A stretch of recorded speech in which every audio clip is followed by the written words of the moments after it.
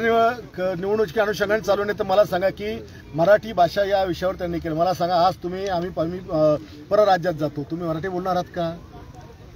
मग तुमच्या मुंबई, ठाणे, पुण्यात सगळ्या ठिकाणी KG1 KG2च्या इंग्लिशच्या सूट शिकता, जिथे MPSC शिक्षण होतं तिथं तुम्ही हिंदी तुम्हाला कंपल्सरी. मग तुमच्या पोरांना तुम्ही हिंदी नाकारता का तिथे शिकायला? सगळा कोणता मुंबईकर नाकारतो, कोणता ठाण्यावाला नाकारतो. आणि आज हिंदीच काय, तुम्हाला जगामध्ये टिकायचं असेल तर सगळ्या भाषा अवगत आल्या पाहिजे. मग छत्रपती संभाजी महाराजांनी 16 भाषा शिकले, मग ते मूर्ख होते? छत्रपती शिवाजी महाराज बहुभाषिक होते. ताराराणी, येसुबाई, जिजाऊ मासाहेब या सगळ्यांनी अनेक भाषा शिकल्या हिंदी भाषासह. मग ते लोक काय मूर्ख होते का? आणि त्याच्यामुळे या विषयावर वाद करून मतांचं गणित राजकारण करणं हे चुकीचं आहे. मी तर डायरेक्ट बोललो, अनेक ठिकाणी बोललो की जर पाकिस्तानचा आतंकवाद रोखायचा असेल तर उर्दू पण आपल्याला अवगत असली पाहिजे. त्याच्याशिवाय पाकिस्तानच्या आतंकवादी मनसुबे आपण पण उधळू शकत नाही.